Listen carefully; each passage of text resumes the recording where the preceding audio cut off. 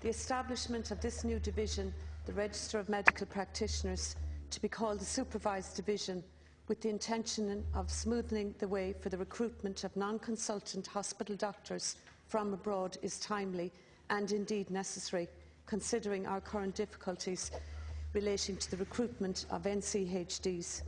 I am conscious that the shortage of junior doctors is currently a problem in hospitals across the world. I also recognise the efforts of the Minister to recruit doctors to fill the posts which will become vacant from the 11th of July. I know that he has already succeeded in recruiting 200 potential candidates from Pakistan and India, thanks in part to an extensive recruitment drive abroad. I'm also conscious that the Minister has patient safety uppermost in his mind and has made it clear that he must only employ NCHDs who are suitably qualified and proficient in the English language. While the Minister is working hard to resolve the current shortage and the establishment of this new supervised division will bring about new NCHDs into the system next week. However, we do need to look at the bigger picture now and examine the problem of the shortage of NCDs generally in order to ensure that this situation will not rise again. Despite this being a worldwide issue, I wish to make a brief point about one specific issue that I believe could help to improve the situation here in Ireland. I wish to put forward a suggestion which I believe will help to combat the current shortage of junior doctors in Ireland. I am suggesting to the Minister for Health that he consider the possibility of extending the pre-registration year for all junior doctors to 2 years. We need to keep our Irish-trained young junior doctors here in Ireland. Let's face it, we've enough emigration in other sectors at this moment. Extending the pre-registration year to 2 years would bring Ireland in line with practice in the UK. The system in the UK requires junior doctors to work foundation years 1 and 2 before completing their internship. I did submit this idea in the form of a parliamentary question to Minister Riley on the 24th of June. In his response to me, the Minister stated that he would examine the option, for which I am grateful.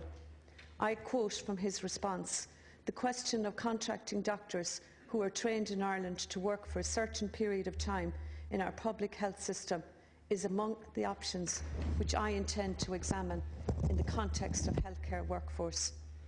The real shortage of junior doctors appears to be occurring in A&Es around the country. Accordingly, I suggest that if we are to require junior doctors to work a second year, then it should be spent in an A&E under the supervision of a consultant.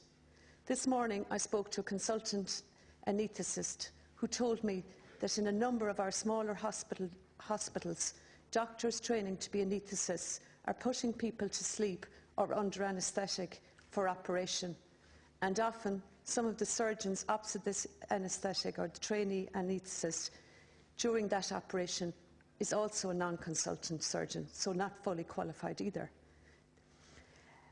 With my proposal, the point I really want to make is that when we do have these junior doctors trained up, these trainees should not be running our hospital A&Es. The matter of the provision of adequate training for junior doctors could also be addressed.